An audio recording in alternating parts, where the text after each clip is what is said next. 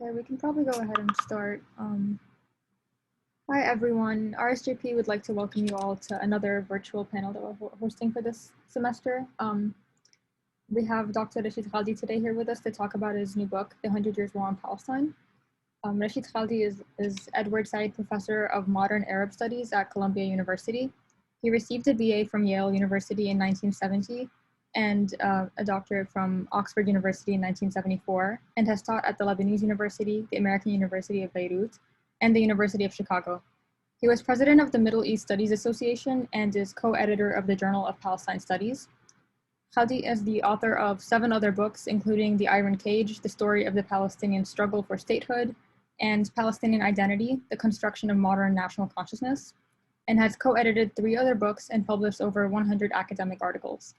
He has written op-eds in the New York Times, Washington Post, Guardian, Financial Times, Boston Globe, LA Times, and The Nation. His TV and radio appearances, including on Talk of the Nation, the NewsHour, GPS with Fareed Zakaria, and Nightline, and on NPR, the BBC, Radio France Inter, the CBC, and ABC Australia. Tonight's discussion is about his new book, The 100 Years War on Palestine, Settler-Colonialism, Conquest and Resistance, 1917 to 2017, which draws from a wealth of untapped archival materials and the reports of generations of family members, mayors, judges, scholars, diplomats, and journalists, upending accepted interpretations of the conflict, which at best tend to describe a tragic clash between 2 peoples with claims to the same territory. Instead, the book traces 100 years of colonial war on the Palestinians, waged first by the Zionist movement and then Israel, but backed by Britain and the United States, the great powers of the age. He highlights the key episodes in this colonial campaign, from the 1917 Balfour Declaration to the destruction of Palestine in 1948, from Israel's 1982 invasion of Lebanon to the endless and futile peace process. And now we'd like to welcome Dr. Rashid Khalidi to begin. Thank you very much, Aya, and thanks to your group for inviting me. I'm happy to talk to you about this book, and I hope that you'll all have a chance to have a look at it. Purchase it if you can. I'm going to talk about a couple things. I plan first to talk about how I came to write the book and why. I want to talk secondly about how it differs from other books that I've written, more academic books that I've written. And then I want to talk about 2 aspects of the title. The first is, why do I describe the book in the title as 100 Years War on Palestine? Why do I use that term rather than describing what was happening over those 100 years in a different way? And secondly, I want to talk about the subtitle, which is a history, you probably can't see it, a history of settler colonialism and resistance, 1917 to 2017. So I want to explain why I use the settler colonial paradigm. And I want to discuss some of the possible critiques of that paradigm. And then briefly, I'll talk a little bit about the structure of the book. And in conclusion, I'll talk about some of the things I discuss in the last chapter about where we might go from here. And then I'll hand it over to you guys for any questions that you may have. I don't plan to go for more than maybe half an hour or so. And that should leave plenty of time for any questions that any of you may have. Let me start by talking about how I came to write this book. I did it essentially because my son and one of my cousins pushed me to do it. My son is a playwright. His name is Rashid Khalidi, and his plays are about mainly political subjects, some of them on Palestine, some of them about Arab immigrants and racism in the American South, some of them on other topics. He's also translated a couple of novels, or other, I should say, adapted with a co-playwright, adapted a couple of Arabic language novels, one by Ghassan Kanafani, the famous Palestinian writer, and one by a well-known Iraqi writer. He's adapted those for the stage. And he was always on my case, telling me it's about time that you write something that a general reader can appreciate. Enough already with all of the academic books, enough with the books that are fully full of footnotes and that are essentially meant for other specialists. It's time to write a general history that's relatable, that's approachable, that's understandable. And it's time for you to insert yourself into that narrative. And I resisted that. I had a cousin of mine who was telling me much the same thing, my cousin Nawaf, and the two of them just wouldn't let go. They just kept after me. And eventually I realized that they were probably right. That I'd said a lot of what I wanted to say in monographs that were mainly directed at other academics, especially the book Palestinian Identity, which I mentioned, which is, a very detailed monographic study with enormous numbers of footnotes of research based mainly on research that I did in Jerusalem and other places about the origins of Palestinian identity. And I said to myself, okay, if you're going to do this, it's going to require a different kind of writing. And so I got, through my agent, I got a very good editor at Metropolitan Books, and she and I, together with a lot of help from my son, wrote a book that was completely different from anything I had ever done before. And so I very much hope that I've succeeded, that it is a book that you do not have to be a specialist to appreciate. You do not have to know a great deal about the history to read it and follow it, and that it holds your interest. I hope and expect that most of the people who read it will not be historians, will not be people who are specialists, not be people who know a great deal about the subject. And so far, the reaction that I've gotten is fairly encouraging. If you are interested in how I substantiate the arguments I make, how I substantiate the claims I make, what the sources are, there are 45 pages of footnotes. So, if that's, what you want, you can get that. But you can read the book as a narrative, as a story, entirely without looking at the footnotes.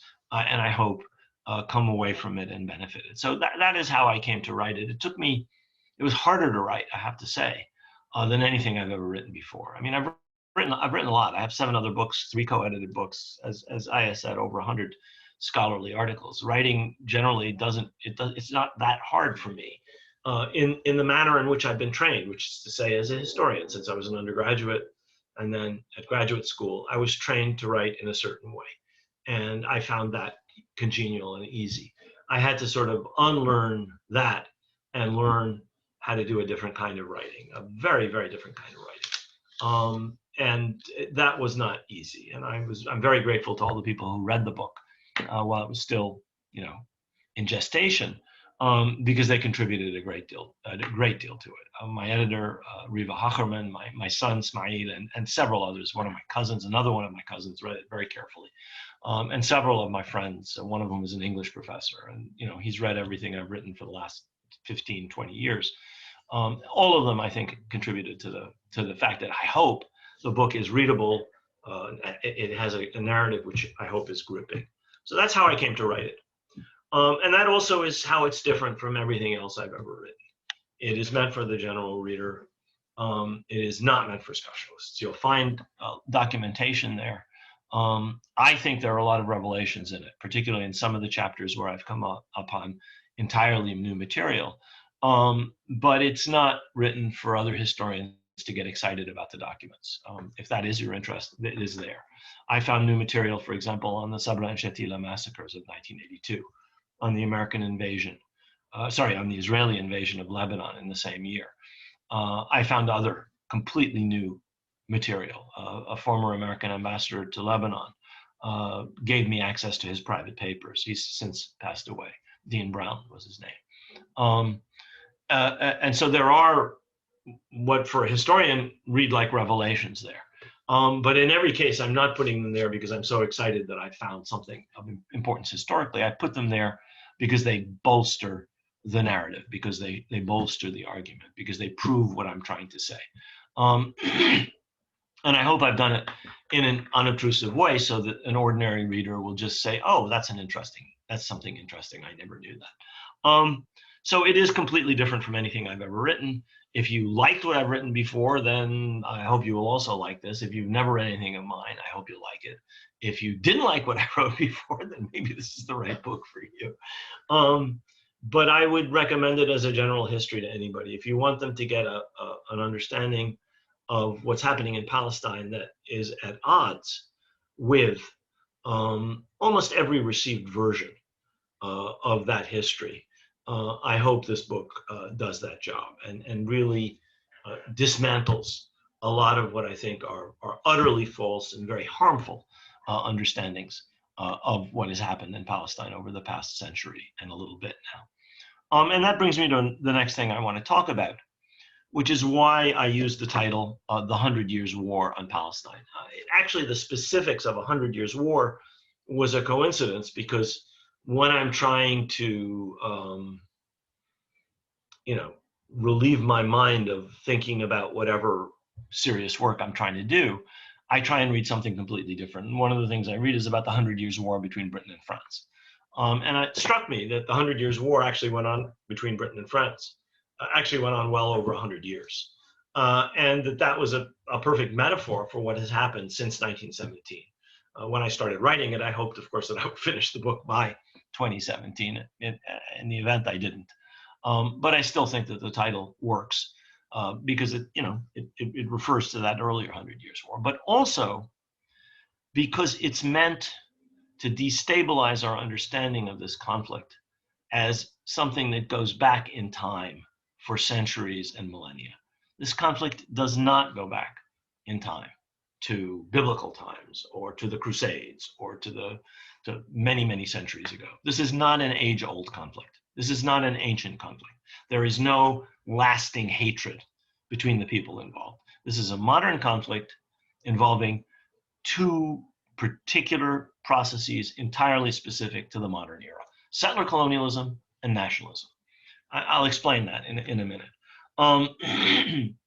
It owes absolutely nothing in terms of its real genesis and its real roots to any earlier conflicts in and around Palestine. In fact, there was no war in Palestine 150 or 200 or 250 years ago. There was no conflict between the parties in presence because the parties in presence weren't there, and because there was no war. There were wars about Palestine, the Crimean War, but they had nothing to do with Jews and Arabs or Zionism or Arab nationalism. It had to do with the great powers. So my argument here is that this is a recent conflict, this is a recent war, and this is one that's brought about, as I've said, by these two very modern processes: the rise of modern nation-state nationalism and settler colonialism. You didn't have these things 2,000 years ago. There was no such thing as a nation-state 2,000 years ago. States were dynastic, they were religiously legitimated, and they were almost invariably multi-ethnic. That's not the way states are today. Most states are ethnically homogeneous. They're mostly not dynastic. They're not ruled by a ruling family. And they are not usually religiously legitimated. So we're talking about an entirely different state and a struggle that has developed out of entirely modern processes. And I date it as starting in 1917 because the real struggle over Palestine begins with the Balfour Declaration. In my understanding, there was a development of Palestinian national consciousness before that. There was a development of Zionism, of the idea of a homeland for the Jewish people before that, but they were not set on a collision course, and they did not take the form that they took for the past 100 years until the Balfour Declaration. The reason I start with the Balfour Declaration is because this was not a war just between the Zionist movement and later the State of Israel and the Palestinians, or between the State of Israel and the Arab countries, though those were obviously parties to it, and that was part of it. It was a war waged essentially by great powers in support of the Zionist movement, by Israel with the support of great powers. It could not have been won, as it has been won until now, by Israel without that support. In some cases, those powers actually did the fighting. In the first phase of the war, the British actually provided what a leading Zionist political figure, a man called Zev Jabotinsky, called an iron wall. He argued that there is no way for Zionist colonization to proceed in Palestine without an iron wall provided by an external force that could oblige the Palestinians to recognize the aims and objectives of Zionism. And that iron wall was provided by the British during the Great Revolt of 1936-39, when the Palestinians rose up against British colonial rule and were suppressed very bloodily. I'll come back to that Great Revolt. So my argument is this was not some kind of age-old conflict. another thing I'm arguing against is the notion that this is essentially a conflict between two peoples, that they're just two national movements, that they're more or less equal, that they both have some kind of moral claim, that it is some kind of tragedy. There's a little bit of truth to each of those ways of framing things, but it is not. These are, first of all, not two antagonists that are in any way on a basis of equality. The Zionist movement didn't come to Palestine all by itself. It came to Palestine starting in 1917 with the backing of the greatest empire in world history, with the backing not only of Great Britain, but the backing of the League of Nations, with the sanction, with the endorsement, not only of Great Britain, but as I've said, the body that supposedly represented international legality. So it wasn't just the poor little Zionist movement all by itself in the field against Palestinians or against Arabs or Muslims or however you choose to frame it. It was the Zionist movement plus the Royal Air Force, the Royal Army, the Royal Navy, the Palestinian Constabulary, the Criminal Investigation Division, and the British Secret Police who were lined up against the Palestinians. And I insist that, therefore, that this was not an equal contest. It is not now and has never been an equal contest. It has always been unequal, and it's always been not a struggle over the land, though it is partly that, but essentially a struggle to take the land by one group from another group, by one group that becomes a people and a national movement and ultimately a nation state, from another group that becomes a people but never is allowed or enabled to have its own nation state. And that's why I frame it as a 100 Years' War. I argue that this is a war on Palestine. It's not a war in Palestine. It's not the 100 Years' War in Palestine. It's the 100 Years' War waged against Palestine and its people. And that's the reason for the use of the title. Let me talk a little bit now about why I use the subtitle, A History of Settler Colonialism and Resistance. And the reason for that is that I am arguing, again, against this conceit that some people have, that these are just two peoples. Well, in fact, they are two peoples now.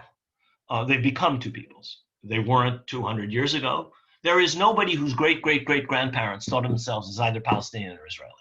There's nobody whose great-great-great-grandparents thought that the political structure of Palestine should be governed either by a Jewish state or a Palestinian state. These are modern conceits. This is modern nation-state nationalism. It doesn't even occur before the late 19th century. Nobody thought that. The first Zionist immigrants to Palestine didn't think that, and the Palestinians themselves didn't think that. In fact, in my book, Palestinian Identity, I argue against a specific understanding of Palestinian identity as going way, way, way back to the Canaanites and the Jebusites and so forth, the Philistines. I think that's false. I would argue that the mythological attachment of the modern state of Israel to earlier political structures in the land of Israel or in Palestine is equally mythological. Of course, there's a connection in terms of the Jewish religion, just as there's a connection between the Palestinians living there with ancestors. But the idea that the political structures, Palestinian nationalism, Israeli nationalism, the Israeli state, the Palestinian aspiration for a state, had antecedents 150 years ago is complete nonsense. They did not. Modern political Zionism is a creation of the late 19th century. Palestinian identity and Palestinian nationalism is a creation of the same period. They're more or less coeval in terms of time. And so what brings them together is not eternally existing Platonic forms of Palestinianism and Israelism. What brings them together is the rise of nationalism on the one hand, in the specific case of Zionism in Eastern Europe, among people who were subject to awful persecution, especially in the Tsarist Empire in Russia, but also in Austria-Hungary. Not among Jews everywhere. This is Zionism rises because the specifics of the anti-Semitism of Eastern Europe and to a larger extent of Europe generally. And Palestinian identity arises in the Middle East, in Palestine, as one of many identities that is growing up as nationalism spreads. But that's not the only or the main thing that's at work here. Zionism does not come to does not develop in Palestine. It comes to Palestine, and it comes as part of something that both Zionists themselves and their European patrons understood as part of the last wave of European colonialism in the rest of the world. This is not a term that is applied in a derogatory sense by a biased historian. This is a term used by the Zionist movement and its leaders and its institutions for decades before 1948. One of the major land purchasing agencies was called the Jewish Colonization Agency. If you read the writings of one of the most important thinkers and leaders of the Zionist movement in its first decades, the person I've just mentioned, Zev Jabotinsky, he writes again and again that what we're engaged in is colonialism. I mean, we're a people, we are entitled to this country, we have a claim, but we are European colonists. We're doing what European colonialism does. And these people are people who are resisting us as any indigenous people will against any foreign colonial settler movement. There was nobody made any bones about it. And you may find that strange because today, obviously, colonialism is in a bad odor. The idea of indigenous peoples having rights is widely accepted.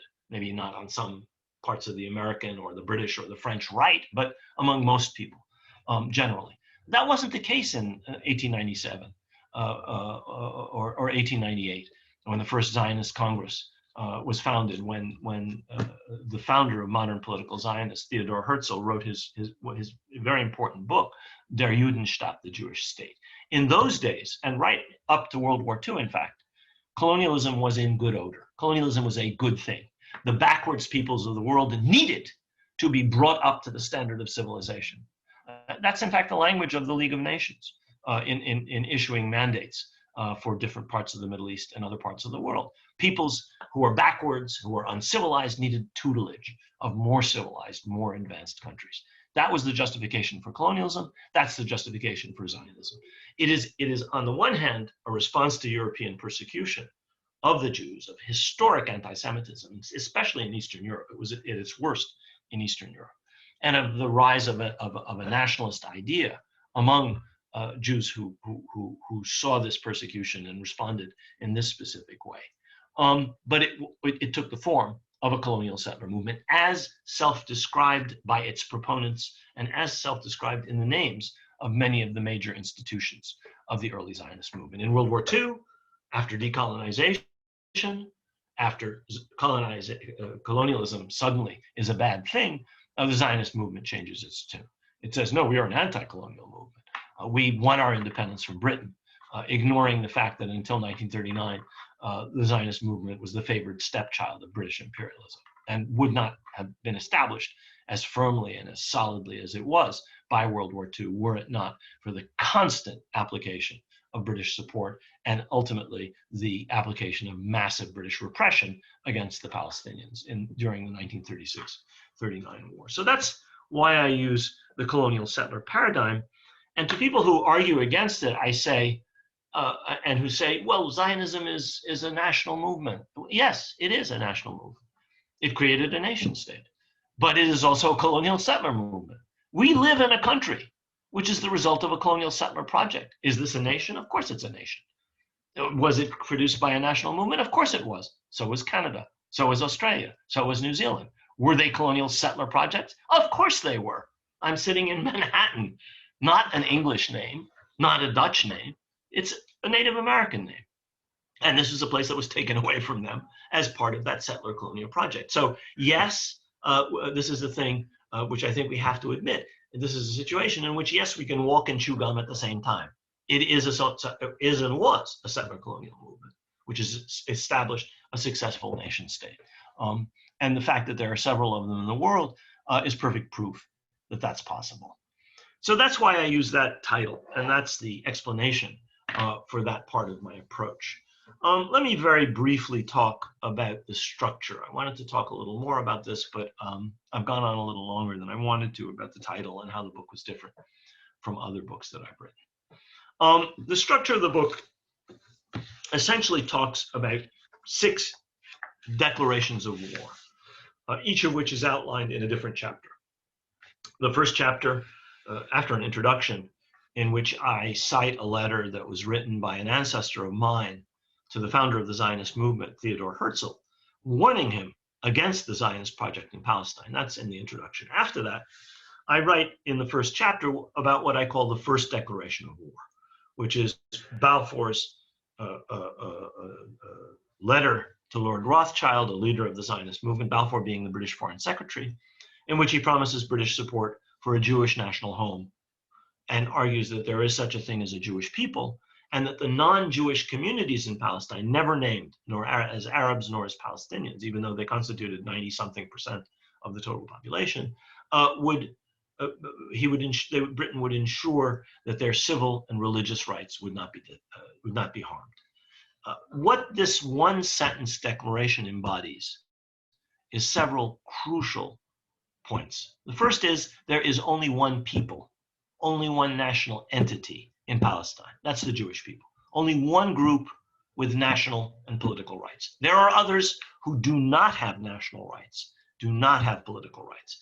This is not just a statement by the British cabinet. This becomes the preamble to the mandate for Palestine issued to Britain by the League of Nations. It becomes the basis for every article of the mandate, which enjoins Britain to implement this promise made in the Balfour Declaration, and it lists ways in which Britain is supposed to do that. And Britain does that. And so I argue this is not just some statement by a British cabinet official or by the British cabinet. It is a declaration of war on the Palestinians. It means we are going to implant, with the ultimate aim of replacing you, a national group, which we consider a people, the only one that has national or political rights, at your expense, while denying you political and national rights. That's a declaration of war. And I argue that the British ultimately fought that war against the Palestinians, rather than the Zionist movement. The people who crushed the Palestinians at the end of the period that's covered by the first chapter, which runs from 1917 to 1939, are the British. The Palestinians rise up in 1936. They launch a revolt that ultimately succeeds in liberating much of the countryside and several cities. The British are constrained by the possibility of war with Germany from bringing in enough troops to crush the revolt. Finally, after the Munich Accord of 1938, where Chamberlain basically appeases Hitler and gives him Czechoslovakia, the British are able to free a couple of divisions of troops. They bring in over 100,000 troops and policemen, one soldier and policeman for every 3 adult male Arab citizens. And they crush the revolt. They kill, wound, exile, or imprison up to 17% of the adult male population of the country. They break the back of the Palestinians.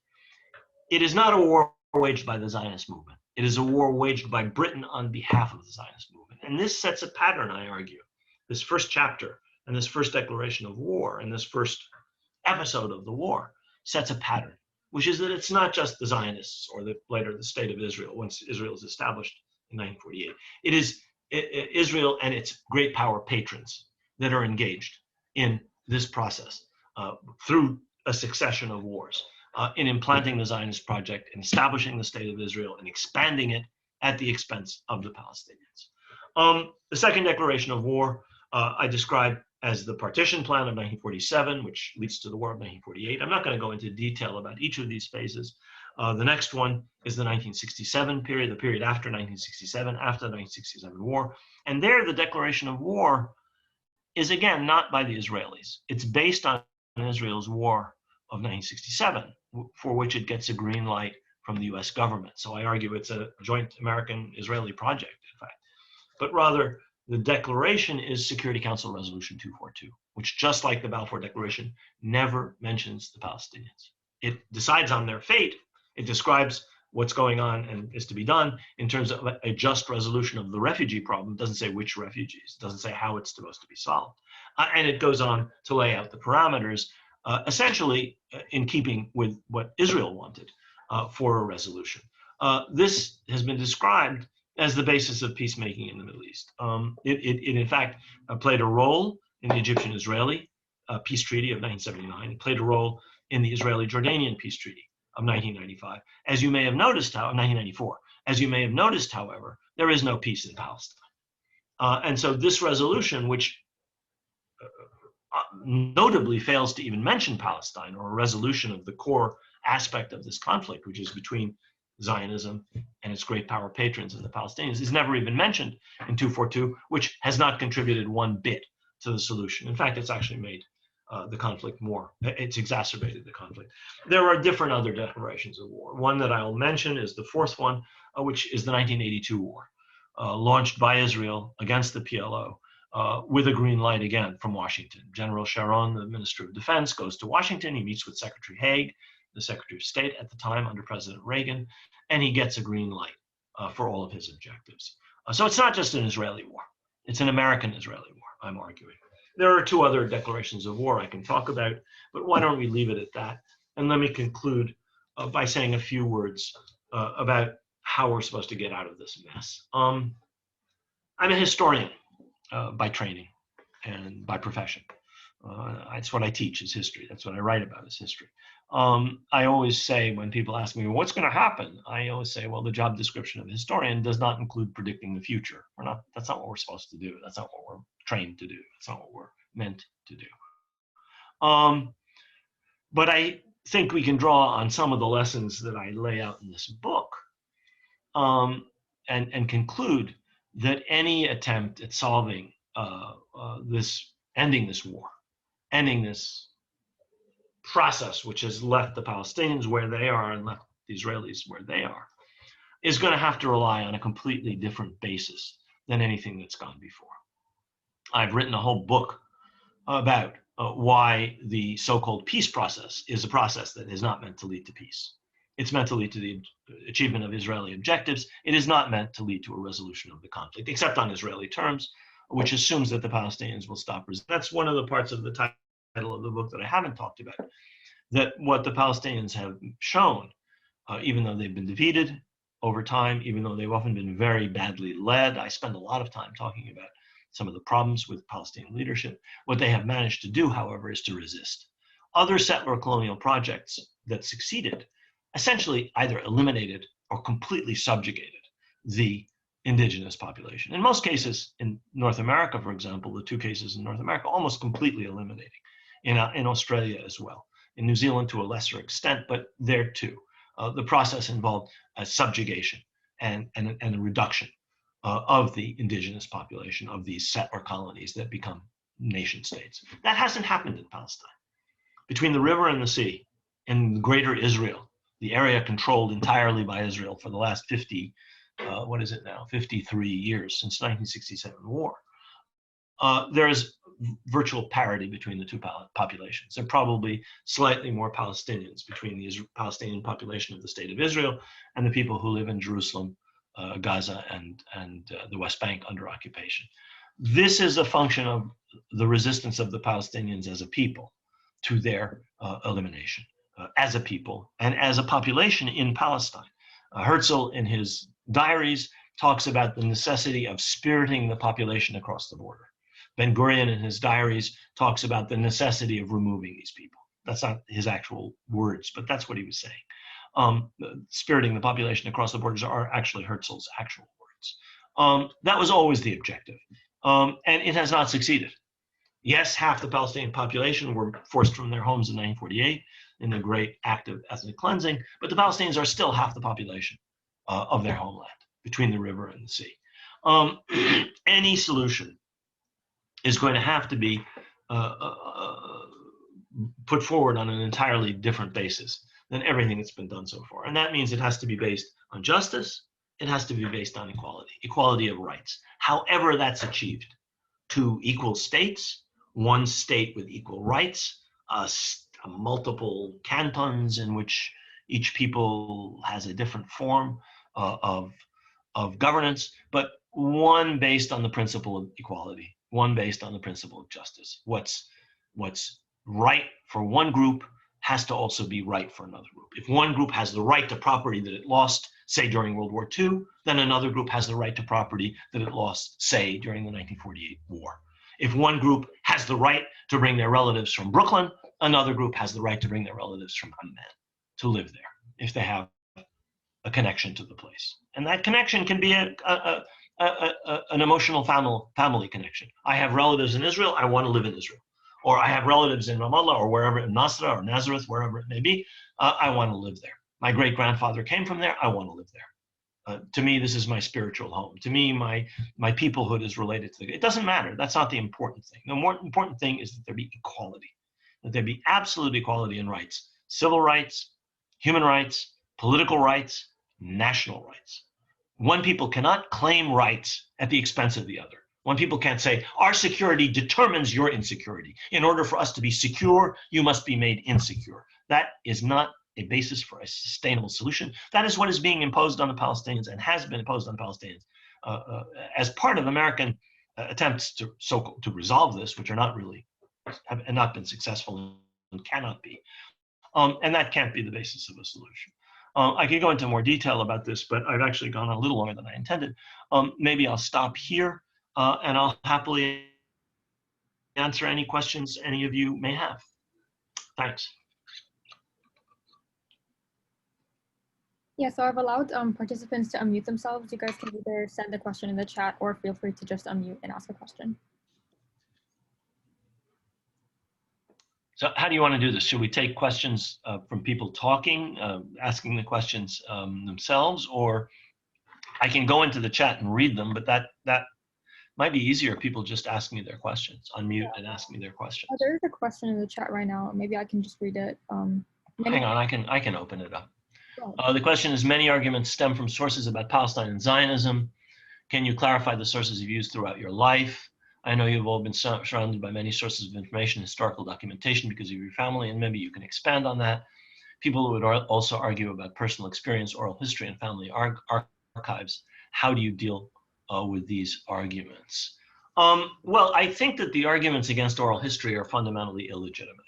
Oral history should be subjected to the same kind of checking that any other kind of history is subjected to.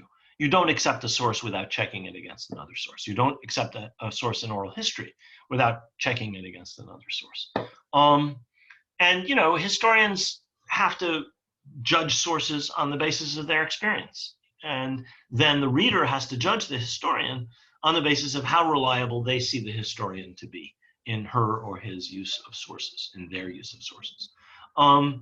I've used all kinds of sources. One source I've always used is government documents. My first book was based on four major sources, actually. British and French archival documents, first and second. Arabic language newspapers published before 1914. And a certain number of interviews with a few people who, when I was writing my dissertation a long time ago, still remembered the events in question, i.e. people who remembered the pre-World War I period. I was writing on things before World War I, and I was able to talk to a number of people in the 1970s who had been alive and who remembered. I also used a certain number of unpublished sources in my first book. Since then, I've expanded my source base.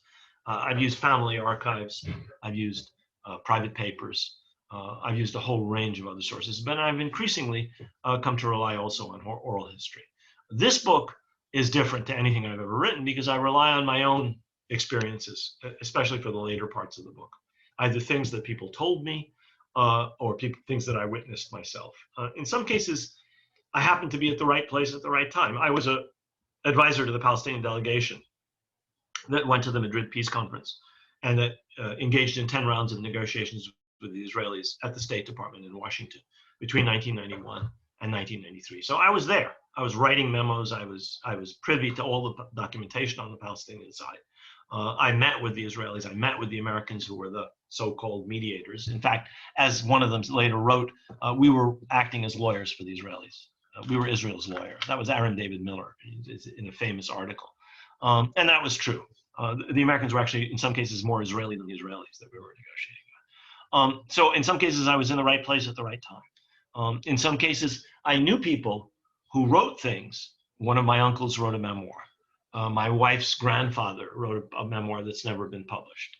Well, actually, it has been translated and published in French. It's never been published in English, in French and Arabic. And in some cases, I knew people, and I knew that there were things about their memoirs that nobody else would see, and I used them. So Yusuf Sayed, who was a family friend and who was a very important Palestinian leader, writes about his youth. And I talked to his widow, the very famous anthropologist Rosemary Sayed, and she told me stuff about this book, which she herself translated into English, and about the Arabic of that book, which no other reader would have known because I talked to Rosemary and I knew Yusuf. So I think that generally speaking, you have to be careful about sources, but oral history is just like any other form of history. You have to check your sources against other sources. It's what a reporter does. It's what a journalist does. You don't take one source for something really important. You have to check it against another source. And as a general rule, that's what you try and do as a historian. Shall I read the next one? Thanks for the talks. And I'm from Vienna. You were talking about equality. The only just solution would be everything based on equality. But how far is it a just solution if the occupier / the settler colonialists, the Israelis, should be granted the same rights as the oppressed, the Palestinians? For example, when France was colonizing Algeria, it would be completely unjust to demand that the French colonialists and the oppressed should be granted the same rights. That's not a just solution. And as Palestinians, we want full justice. I have to disagree with you, Nora. We don't have a process whereby a colonial power exported its own population into a colony and demanded superior rights for, in the case of Algeria, French colonists. Zionism is not, it could not have succeeded without the support of external powers. The British first, and several others, the Soviets and the Americans, and then later the British and the French, and then again the Americans. Nevertheless, what has been created in Palestine over more than 100 years is a settler project that's developed into a national project. To argue that this is not a nation, to my way of thinking, is futile. You can argue against it. I don't think you're going to get very far. There is such a thing as Israel. You put it in quotes. I wouldn't put it in quotes. It is the result of a settler project. Would you put the United States of America in quotes? Would you put Canada in quotes? Would you put Australia or New Zealand in quotes? You wouldn't. You would argue that restorative justice requires that what was done to Native Americans, what was done to the First Nations in Canada, what was done to the Aboriginal population, the indigenous population of Australia, has to be made up for, and that they have to get equal rights. And in the Palestinian case, you have to argue for even more than that, because the Palestinians are still in place. The Palestinians have never given up their claim. Now, you can argue the First Nations haven't given up their claims, Native Americans haven't given up their claims, but they have been restricted to a tiny proportion of their former domains. Now, the Palestinians have been restricted, but nowhere near the way those other peoples have. And the main point is this, that you have to accept when a group reaches a certain level of development and argues that it is a group, a national group, you can't argue against that. The theory of nationalism doesn't admit that. The fact that we see the flaws in the mythology of the national narrative of the United States doesn't mean that Americans don't believe it. The fact that we see the mythology in the national narrative of Israelis doesn't mean that Israelis don't believe it. You're not going to brainwash them into not believing that they're Israelis. Ain't going to happen. Now, how do you deal with that in the 21st century? That's a very hard question. But to say you have to disestablish the state of Israel, you have to presumably, if I understand you correctly, give them inferior rights to the indigenous population, is, I think, a procedure that most people would not accept. The idea of, you don't suggest expelling anybody, but you seem to argue for inferior rights for the settler population. Well, they started as settlers. They're still in many places settling. I mean, they just moved back into a settlement in the northern part of the West Bank that they were removed from a few months ago. A bunch of settlers just moved in. The settler-colonial process is still ongoing in Palestine. This is not something that happened in the 20s and the 30s. This is something that happens in 2020. It's still happening, has never stopped happening. Nevertheless, the point is to stop that settler-colonial process, to establish some kind of setup where everybody has equal rights. And those have to include some kind of national rights, because this is a group that sees itself as a nation. That, in any case, is my argument. If I may go ahead and ask my question. Go ahead. I'm Sarah. I'm a Syrian, recently exiled in Brazil. Thank you very much for your talk. I was wondering, given this book, if we can consider this book a more personal account, what do you think about the role of projects that still are seen as anti-colonial projects, such as Nationalism, such as the Ba'ath Party and its subsequent regime, in this very context that you are looking for? How do you experientially look back at these projects that were also equally nation-building projects, and that had a very complicated relationship with the Palestinian people, be it with their own refugee populations, with the Palestinian cause, with a big C, and with their current events starting 2011 and legitimating processes that complicate that. Thank you. Well, I mean, the way to, this is a really good question, Sarah. The way to deal with this is to have a historical understanding of the fact that things change. Political parties change. The Republican Party was once a party of abolition. The Republican Party is now a vehicle for the most virulent white supremacists and racists in the United States. That's the same political party. 155 years ago when it was founded, or what are we saying? 160 years ago when it was founded in 1860 or in the 1850s. The Republican Party was a radical, abolitionist, just a second, that's my grandson calling me. I have to tell him I can't talk to him. It's changed. When Abdel Nasser came to power in 1952, together with the free officers, their main project was ending British occupation of Egypt, building the High Dam, land reform, electrification. They did all of those things. But they created a military regime, which turned into a dictatorship, which produced, without any interruption, the Sisi regime, one of the most oppressive regimes on the face of the earth. Never was a very liberal, democratic, progressive regime in terms of its internal politics, in terms of how democratic it was, in terms of freedom of speech, from the beginning in 1952 until today. But it became more and more repressive. So things change over time. Arab nationalism, also things are complicated, things are gray. There's a way of looking at Arab nationalism as a liberationist project, but there's also a way of looking at some Arab nationalists as people who collaborated with British imperialism, which is true. Nouri Said starts off as a nationalist. He starts off as somebody who's arguing for Arab independence. He ends up a tool of British imperialism and ends up murdered and dragged through the streets of Baghdad in 1958 for his pains. So things change, people change, parties change, regimes change.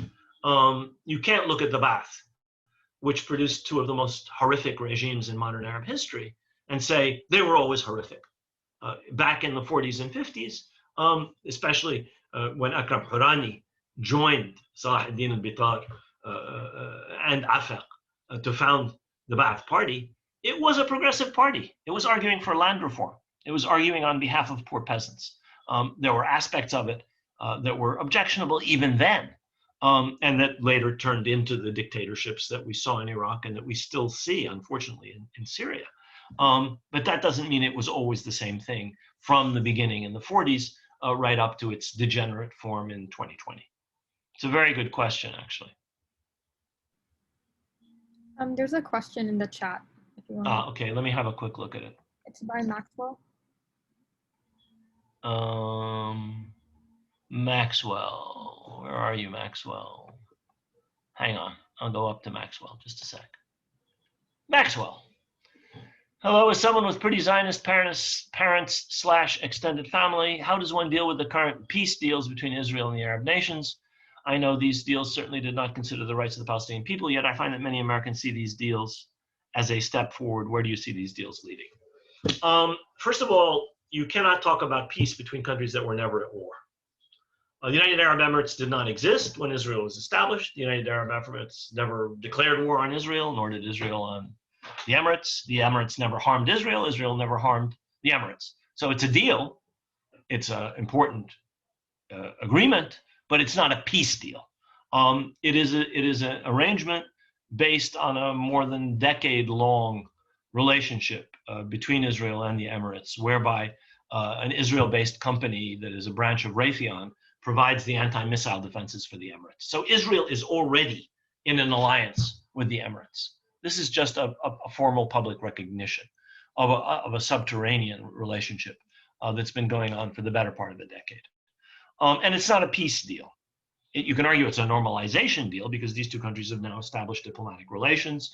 Etihad Airlines is going to fly to Tel Aviv.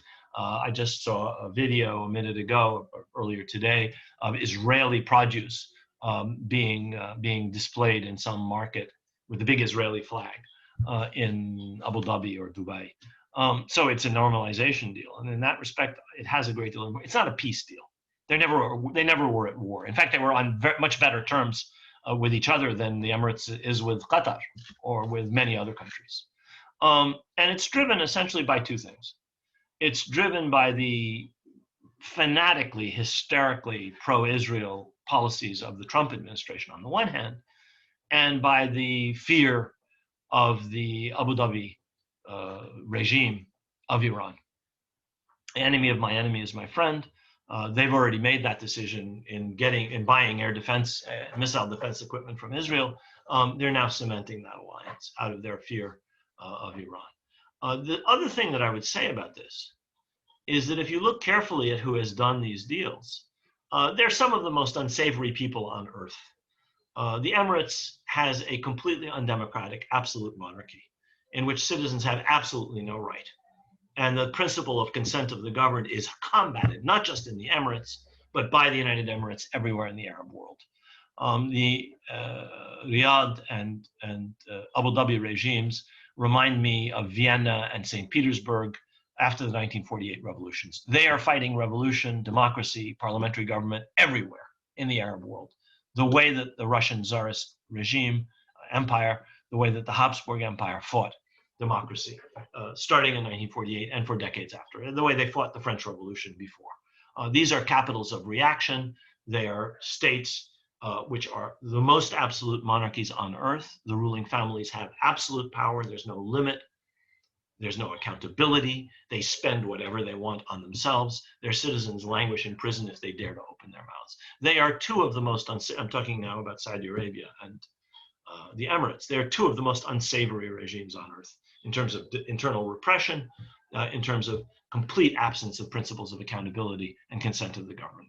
There's absolutely no mechanisms for representation of their people. And they are waging war in different parts of the region. These are not peaceful countries like Israel, which occupies other countries' territories, which has bombed 8 Arab capitals from Tunis and Khartoum to Beirut and Damascus and Amman and Baghdad. And there are 8 capitals, Arab capitals, Cairo, that have been bombed by Israel over the decades. Saudi Arabia and the Emirates are waging war against the Yemeni people and are engaged, in particular with the Emirates, in a war in Libya.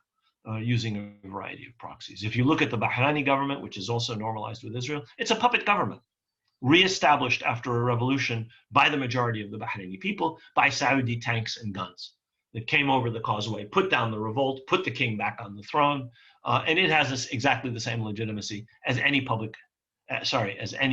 a puppet regime reestablished by foreign troops. The regime reestablished by the Soviets in Hungary had as much legitimacy after the 1956 revolution as the Bahraini king does. That's the second government that's normalized with Israel. The third government that's on the way to do that has to be looked at very carefully. You have to look at what has happened in the Sudan since the Bashir regime, the dictatorship of General Bashir, was overthrown. It was overthrown by a popular movement which produced a civilian government, but which is still dominated by the generals who worked under Bashir. General Burhan was a general under Bashir. He's the head of the Sovereignty Council. A general by the name of, his nickname is Hemeti, was the commander of the Janjaweed, the genocidal militias that raped and murdered and looted and burned their way across Darfur and other parts of the Sudan, and are now being rented out to the Emiratis to fight in Libya by the military wing of the new regime in Sudan. The most unsavory people in Sudan are the ones who are in receipt of billions of dollars from Saudi Arabia and the Emirates, and who are pushing for normalization against the wishes of the civilian part of the government, which argues, we don't have the authority to make peace with Israel. Sudan and Israel were at war, and so unlike the Emirates and Bahrain, which didn't exist as states when Israel was established, they weren't independent. They were under the thumb of the British in 1948 and for decades afterwards. But we think this is such an important decision, it has to be submitted to Parliament. Of course, Parliament hasn't even been elected. So what the civilians are trying to do is to kick the can down the road, because they're under enormous pressure from the Trump administration to do this as a gift to Netanyahu, and in order to burnish the president's credentials in the run-up to the election with his extremely pro-Israel based. So that's how I look at these things. They're not peace agreements. Certainly in the case of the Emirates and Bahrain, they were never at war. You can't talk about that as peace. They're normalization deals in the case of the Emirates between the country that was already an ally objectively of Israel. And in the case of the Sudan, with a country whose leadership is divided between a bunch of reprehensible war criminal generals who served under the war criminal Bashir and are responsible for much of the bloodshed in the Sudan against its own people and against minorities on its peripheries, and who are in receipt of billions of dollars and are therefore clients of the Emiratis and therefore of Trump and Israel. So I'm not suggesting they're not important events or developments. They are important. They've helped Israel to weaken the position of the Palestinians. They've helped Israel to break down a consensus that for the Arab countries to recognize Israel, Israel has to do justice by the Palestinians. They've helped to shatter that rather feeble consensus. So they're significant. But all they've done is strengthen the hand of the stronger party against the weaker party to help the stronger party, which is Israel, try and force the Palestinians to capitulate. Isn't going to happen. Do we have more questions in chat, or shall we go to somebody who wants to ask a question in person? Hi, I have a question. Gabriel, go ahead. I was seeing you're talking about Palestine and Israel as being something that is only sort of a more recent explanation for what these two groups are. So I kind of saw it as being sort of an ideological thing that's being created by what's been happening in the past 100 years. And my question sort of is that I think from the way you say that we need to move forward in talking about the situation philosophically before we start with these sort of political things. But are we running out of time? I wonder about with Gaza, the way that you can't swim in the seas without dying from the carnage there. That talking about the philosophical stuff is it seems like the only way forward, but we seem to be running out of time, even though that is the only way forward. And I'm just wondering. Yeah. Well, I have a different assessment of time than you do. Okay. I think in terms of historical time. And I think that this may take longer than we want. But what I argue in the book, and this sort of fits with what Nora says in her next question, is that Israel is sort of out of time. It's operating in wrong time period. If they had started what they did, and I take Nora's point in her question, if they started what they did in the 18th century, they might have gotten away with it. Settler-colonial projects that began 200 years ago were often successful. They were not always successful. Look at South Africa. That's a settler-colonial project that started a long time ago, in the 17th century, actually, and it ultimately did not succeed. But many did.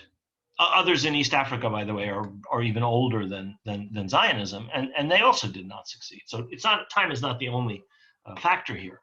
But Zionism started at the very end of the colonial era. It started in the late 19th century. It was implanted in Palestine by the British starting in 1917, and colonialism was repudiated in the post-World War II era. So they're having to operate, as it were, against the tide. They have done a great job of camouflaging the fact that this is a settler colonial project. I think myself that to the extent to which that can be revealed, the entire discursive struggle can be turned around. But I also think that they have failed because they have failed to extirpate the Palestinians. Now, it's true. Half of the Palestinian population, people like me and people like Noura, who mentions that her family comes from inside what is today Israel. Our families were forced out. The book uses as its cover a picture of my grandfather's house near Jaffa. He was forced to leave in 1948. He was obliged to leave. His life was in danger. He was an old man. He was by himself. And one of his sons came during one of the truces and took him away. He never saw his house again. It is a process which, it's true, has led to the displacement of a huge proportion of the entire Palestinian people. But the majority of the population inside Palestine is still Arab to this day, or at least half. Actually, they're slightly more than half. And that is a failure of the settler colonial project to the extent to which they've succeeded, you might argue, no, no, no, no, the Palestinians are being restricted more and more. The Palestinians are weaker than ever before. Well, they've been weak at different times in their modern history. You can go back and look at the 1930s, the end of the Palestinian revolt, the crushing of the Palestinians in 1948, and you can see a period of similar weakness. The Palestinian national movement revived itself. The Palestinians came back and had successes in subsequent decades. I'm not saying that's going to happen, but I think that the arc of history is not in favor of the settler colonial project. Where are we now, Aya? Where should I go for another question? I think someone wanted to ask a question. Me. Go ahead. Yeah, so I would just like to ask, because I know that your book talks about like how Americans have supported the subjugation of the Palestinians, but I want to know if your book like specifically talks about like evangelical and like fundamentalist Christians in particular, because you know, as we know, a lot of conservative politicians such as former Vice President Mike Pence, Secretary of State Mike Pompeo, and Senate Majority Leader Mitch McConnell are all evangelical Christians, and they obviously do have a lot of influence, not only when it comes to foreign policy, but just how a lot of American Christians have been viewing this conflict between the Palestinians and the Israelis. I mean, the Palestinians and the Zionists, I guess. And, you know, I've noticed that, especially because at least when I was in school, I went to a very like Catholic school, and we were taught like, you know, the land belongs to Israel. And what kind of school did you go to? I went to a very like conservative Catholic school. Okay. And we were taught that like the land, it belongs to Israel. And I remember we were also taught that it is also our job to punish the Persians because they are in support of the Palestinians.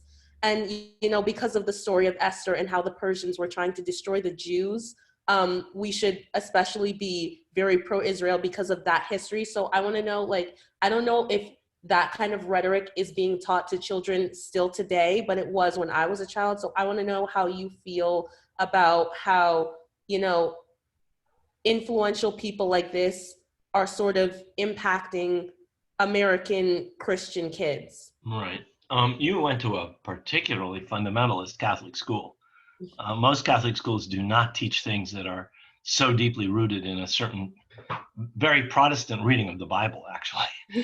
That's very unusual. I never heard anybody who went to Catholic school tell a story like that. Where was the school? It is in Northborough, Massachusetts. Okay. Well, I mean, there are a lot of fundamentalist Catholics. A lot of them vote for Trump because of his stand on abortion and on religious rights, and are fervent supporters of Israel. But the bulk of the support in the United States today comes from evangelical Protestants. And that has, since Nixon's Southern strategy, since the Democratic Party aligned itself with civil rights, and Nixon decided to take a dog whistle racist approach, and the Republicans swept the southern states, which they control to this day. I mean, if you look at the map, it's clear the base of the Republican Party is what used to be the base of the Democratic Party. The Republican Party was once an abolitionist party. It's become the most racist party in America, by far. And a very important part of that base, some of the most enthusiastic people, as you say, are evangelical Protestants, who are taught a specific version of the Bible, which is very close to what you were just mentioning. I don't talk about this specifically in this book. I mention it, I refer to it, but it's not my topic. I mean, I'm really writing about what's happening in Palestine and how American policy affects it.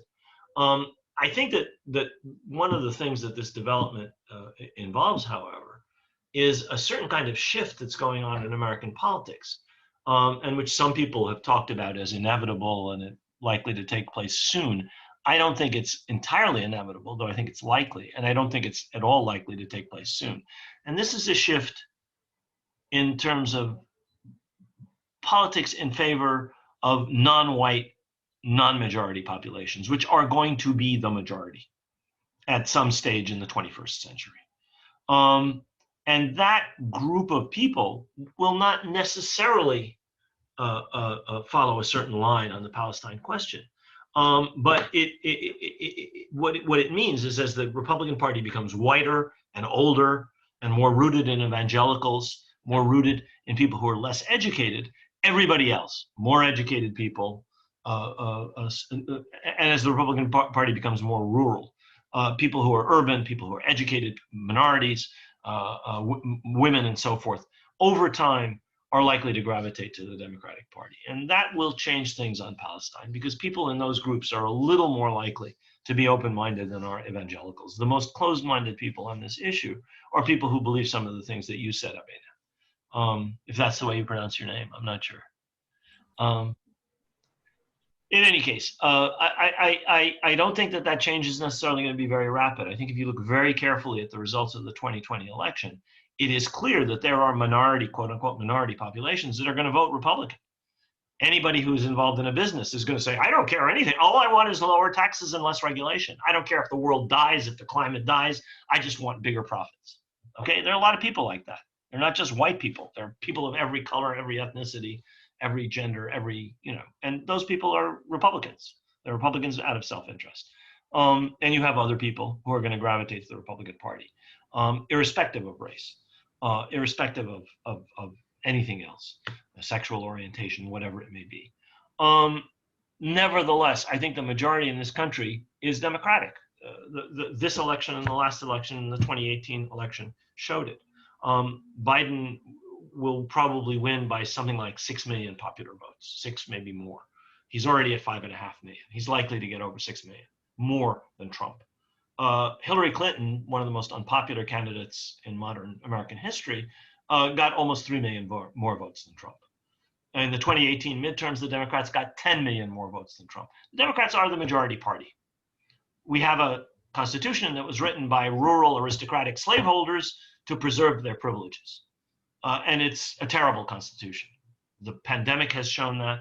The economic crisis has shown that. The undemocratic outcome, where a minority of people control the Senate day in, day out, year in, year out, because that's the way it's rigged. But nevertheless, I believe that over time, that will change. And there's change taking place at the base of the Democratic Party that you just don't see in the Republican Party, as far as Palestine is concerned. There are now probably 12, 2 dozen, 3 dozen people who have been elected to the House of Representatives or already were there. AOC, Rashid Khalidi, Premila, I forget her last name now, and Ilhan Omar, who've now been joined by Jamal Bowman and a bunch of other, Cori Bush, Marie Newman, have been joined by a bunch of other people who campaigned on platforms for Palestinians, Palestinian rights, supporting Palestinian rights. You couldn't do that in American politics 20 years ago. You just couldn't do it. You couldn't say those things. Those things were unsayable. In some parts of the United States, they're still unsayable. In Georgia, for example, they're unsayable. But they are sayable in many parts of the United States for the first time, and that's going to grow.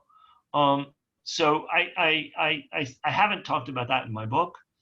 It's not really what the book is about, but it's a subject that I think you're right. It's a good question, because I think it's really, really important.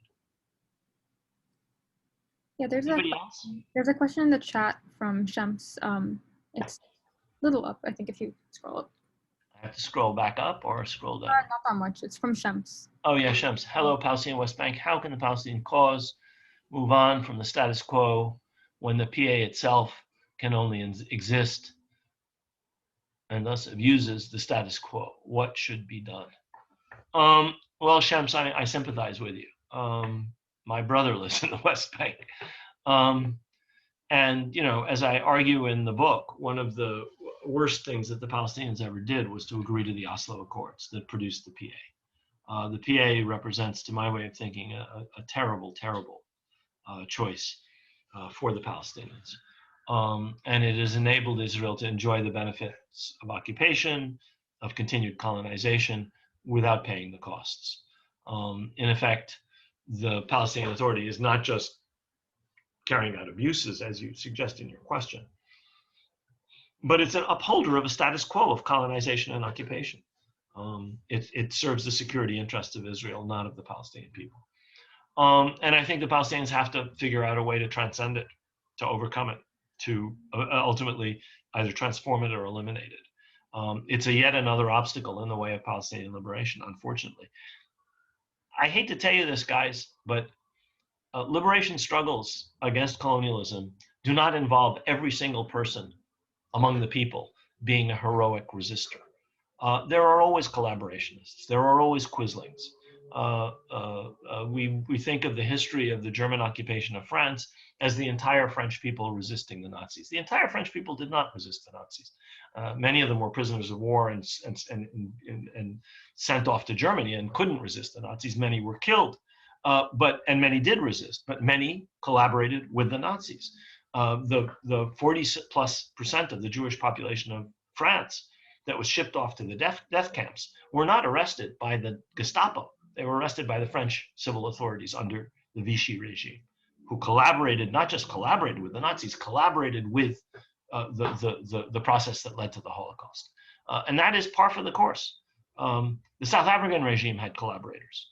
The French in Algeria had collaborators. The British in India had collaborators. That is the way it goes. And the Irish, the British fought the Irish not just with the Royal Army, not just with British troops. They fought them with the Royal Irish Constabulary, which was made up of Irish people. That's the way it goes in a colonial situation. The colonial power always tries to enlist members of the colonized people to serve their interests against the majority. And the Palestinians have to deal with that.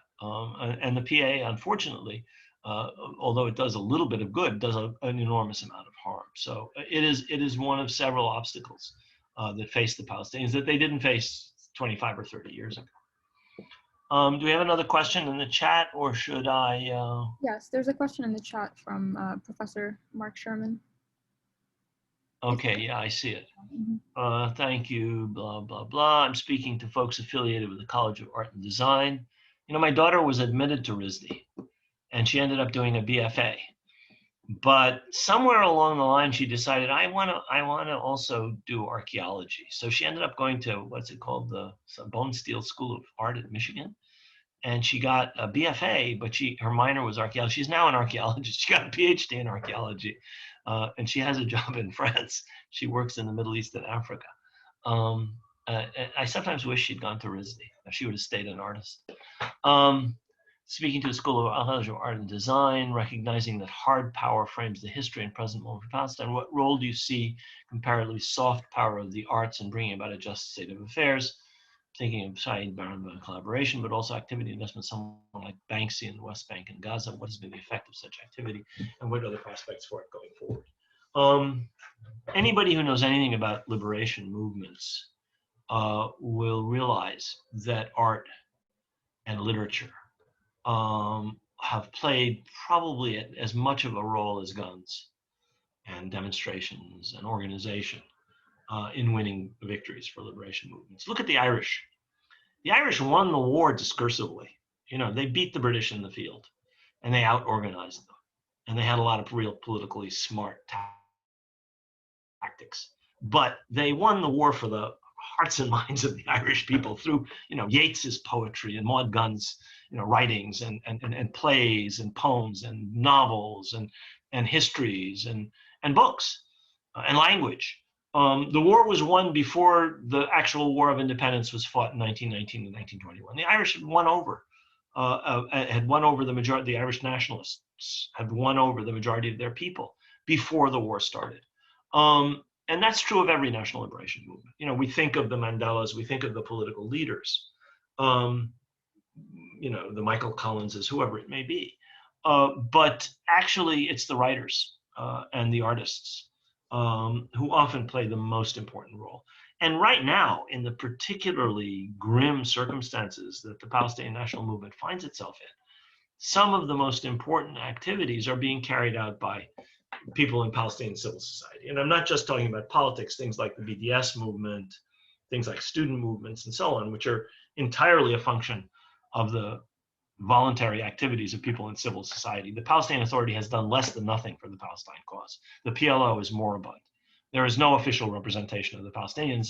And where there is, they say nothing, they do nothing, they don't do diplomacy, they don't talk to anybody, they don't meet with anybody, they have no effect. If they have effect, it's negative. The people who are actually acting and speaking on behalf of the Palestinians are Palestinian civil society. And one of the most important elements of that is what is being done through theater, through poetry, through film, through art. And it is enormously effective in humanizing the Palestinian cause to non-Palestinians, and in motivating and mobilizing Palestinians, and in showing that this cause is still alive. I can't overemphasize this. I mean, we have a Center for Palestine Studies here at Columbia, and by far our most effective and active efforts are our film and theater series, where we show Palestinian films. We showed a film on a documentary on the Club Palestino, the Palestinian soccer team in Chile, just last night. We've done readings of several Palestinian plays a year, and we've featured other aspects of literature. We have readings from novels and poetry all the time in translation. And that's the most important, actually, the most important activity we engage in. I mean, some of the books that we talk about are academic. Some of the subjects, the lectures are academic or political or historical. But I think the most important aspect of our work and of the work of many other centers for Palestine studies, there's an Institute for Palestine Studies, which has a branch in Washington. Much of what they do is cultural. They had a big art auction of work by Palestinian and Arab artists, paintings mainly, but also sculpture. And I think that that's where some of the most important activity is taking place in Palestine, among Palestinians, and about Palestine. And it is particularly important in a moment like this of where the Palestinian national movement is in a state of fragmentation and division. But it's true always, everywhere, with every national liberation movement. And every nationalist movement. It is the way it is. I see something by Gabriela Rassi. Should I read that one, or is there someone who wants to ask a question? There was Shane before Gabriela who wanted to, I think, speak. Yeah. Go for it. Hi, my name's Shane. I'm a recent graduate of Brown, and I was thinking about what you said about a possible solution that there needs to be like some kind of state entity that can respect everyone's rights, both national, political, religious, etc. And I was wondering what you think a historical precedent for gaining that kind of leverage would be, since it would necessitate essentially like Israel like dissolving itself. Because I think of like South Africa, where you have the Boers that see themselves as native in a similar way, who gave up their hard-fought republics along with South Africa and essentially committed to dissolving. But while I feel like the international pressure is achievable, the domestic pressure of the whites being outnumbered 10-1 seems out of reach. I'm wondering like what you think a good precedent or what needs to be worked on. Well, one of the things that I talk about in this book is that even though there are similarities between every settler-colonial situation, each one is entirely different. The sort of template for what happens in many settler-colonial situations is Ireland, where you have centuries and centuries of British colonization. But Ireland is different from every one that follows, including British settler colonies. Algeria, nothing is really the same as Algeria, nothing is the same as South Africa. Nothing is the same as the North American settler colonies, or the colonies established by the Spanish Empire in Latin America. Everyone is different.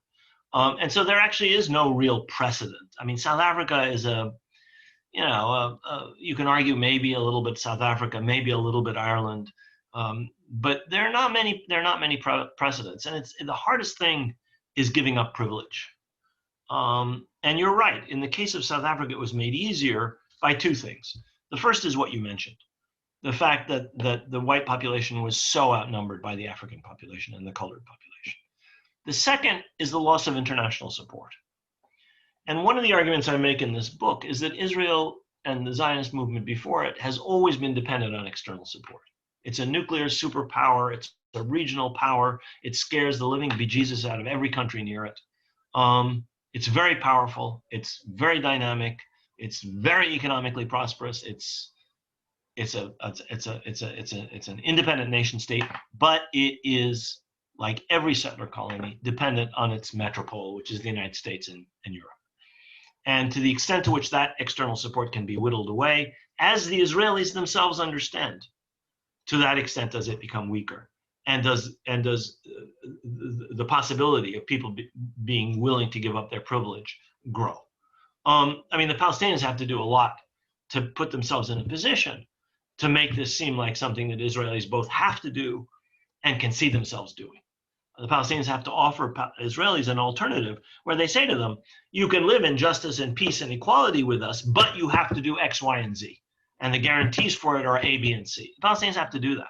It's not a matter of the weaker party making concessions. It's a matter of the weaker party showing why it is imperative for the stronger party to ultimately cede its privilege. That's not an easy thing to do. The Irish were only partly successful. They never fully reconciled Ulster. It wasn't really until the Good Friday Agreement that under President Clinton that a framework for a settlement, an overall settlement for Ireland, seemed to become possible. That may or may not eventuate. If it does, it would be an example of a settler colonial situation evolving into one in which privilege on the basis of religion, privilege on the basis of ethnicity gives way to equality, and that may or may not be possible. It'll depend, and it may or may not be possible in Palestine. But you're not going to have a solution. You're not going to have a sustainable solution until you get something that's based on justice and equity, and that in turn requires the cession of privilege. That's the same thing is true with racial relations in the United States. They're based on white privilege. Unless and until white people understand that, we're not going to have a change. You can have as many civil rights acts as you want. You can have as many Black Lives Matter marches as you want. There has to be a cession of privilege. People who have privilege, for whatever reason, structural privilege reinforced by armed policemen or armed Israeli army or whatever it may be, the Royal Ulster Constabulary, until they recognize that they can give that up and be secure, and that there's a future in which everybody can have equal rights and equal access to resources. That's a very hard process. We're nowhere near it in the United States, God knows. So I'm not expecting the Israelis, the lion to lay down with the lamb tomorrow. Ain't gonna happen. But I think it could happen. It requires a lot. Amal Zayed. Should I answer that question, Aya? Oh, there's a question by Gabriella right before it. And I think there was a question we missed in the chat that was partially answered by Noura. Yeah, I tried to answer some of Noura's second question. Mm-hmm. Should I go back and answer that? Well, up to you. Right now, there's just like the ones that haven't been answered are Gabriella's question. Yeah, I actually tried to answer Noura's. What would involve a just solution? I mean, everybody has to have the right to return to their homeland, including you or me, for that matter. And we have to have either compensation or get our property back. Perfectly simple. That's not going to be easy, but that's part of the justice that would be involved in a solution where the lion lays down with the lamb. So what would be the next one? I'm sorry, Aya. Gabriella's question. I'm not seeing it. Oh yeah, got it. This is one of the most difficult topics to talk about in the United States, including to people who consider themselves liberal-minded. There's a lot of misinformation and a little interest in learning more. Boy, are you right about that. How do you communicate about these issues in a productive way to people close to you? That's really a hard question, Gabriella. You have to be extremely well informed if you want to get into arguments about this or debates about this or convince people about this. You can't go off half-cocked. You can't go off, with the strength of your convictions and a little more. There's a great deal of misinformation, and you have to have a lot of better information. And I'll give you a tip. I would not even try with people who are much older than you. People in their people of the generation who can actually remember the Holocaust, or it was experienced by people in their immediate families, people who remember the 67 war, people who grew up, in the 50s, 60s, 70s. They're probably not going to be easy to convince, because they have beliefs that are rooted in what they were taught over generations. People in their 50s, 60s, 70s. It's hard to talk to people like that. First of all, the thing to do is try with people who are younger, your generation or a little older. I don't know how old you are. I don't see you, but I assume you're a student or a graduate student or a young faculty member. That's the first thing. And the second thing is, the first thing was be well informed. The second thing is don't waste your time on people who are, set in their ways and are not going to change. And the third thing is, I think you can't go into this with a kind of self-righteous attitude. I know some people who argue as if, they have to show that they are people of principle, and they have to show that they are not willing to compromise. I think there has to be a certain amount of give and take in these kinds of discussions. They're hard discussions. You're absolutely right. They're difficult topics because of the level of misinformation, and because many of these things have been linked to people's identities. People have come to think, this is true of Palestinians and Arabs, but it's also true of many people in the Jewish community. They've come to think of Israel and of things that they've been taught about Israel as part of their identity. And that leads them to react very negatively when they're told, oh, Zionism is this or Zionism is that, or Israel is this or Israel is that. That makes it harder, but you have to talk about it in a way that says Palestinian rights, what was done to the Palestinians. There are various ways you can approach it. You can look at Edward Said's The Question of Palestine, which he wrote a very, very long time ago. But he was someone who was born and grew up in the Middle East, but in Palestine and in Egypt. But he came to maturity in the United States. And he had discussed these things his whole adult life. And he had a way of explaining things, which I think took account of those sensitivities that people have. And it was a lot harder for him in the 60s, 70s, and 80s than it is for us, I promise you, in the 21st century. There's a great deal more open-mindedness and critical thinking on this subject than there ever was in the entire history of the United States since the beginning of political Zionism. I think that's the last question, unless there's one more. Oh, there's one more by Emma in the chat.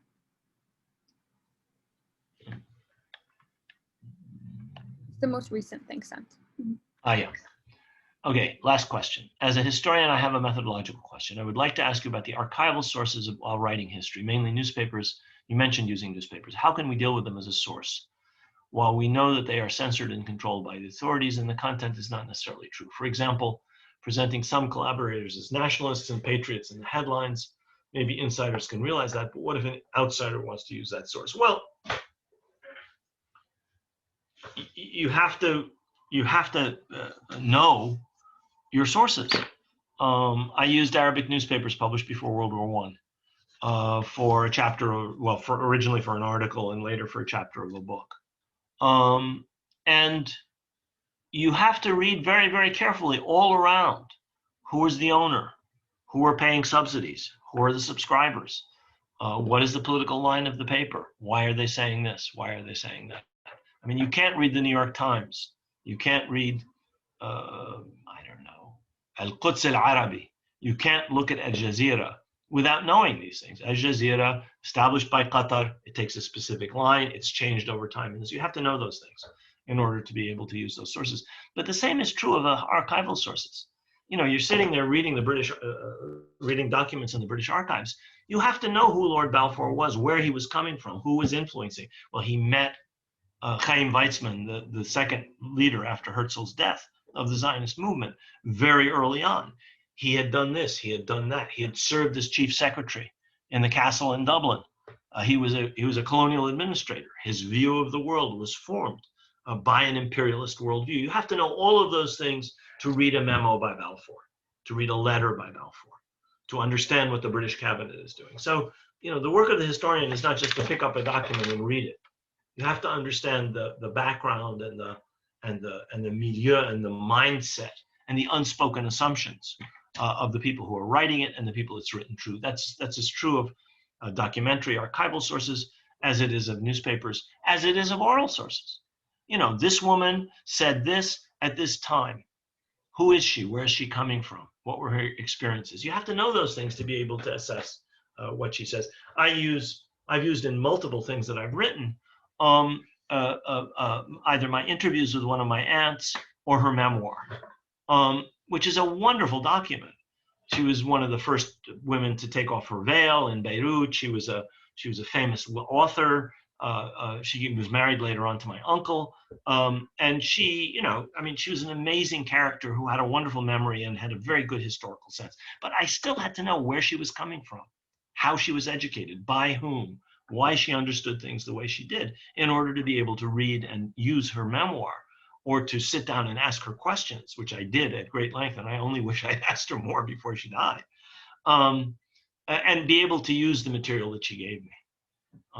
You have to be able to. I mean, that's what you learn to do to become a good historian. I'm done. Yeah, thank you so much for joining us this evening, and like biggest thank you also to all the work that you're doing for speaking us tonight. I know you do these like really often. I do, really and I'm very happy to do them. I guess the link to purchase the book for those of you who have not yet will be on the Facebook event page, and we'll send it out to the listserv that we already have. And the event was recorded, so that recording will also be made available to RISD on the site that we're now using with IT, and also linked to the Facebook event page. So feel free to like check that out after the event. Thank you so much. Thank you all. Thanks for hanging. The fact that 38 of you are still here after an hour and a half is amazing. the half-life of people on Zoom is an hour and 10 to 15 minutes. You're a tough bunch. I congratulate you. Thanks a lot, folks. Bye-bye now.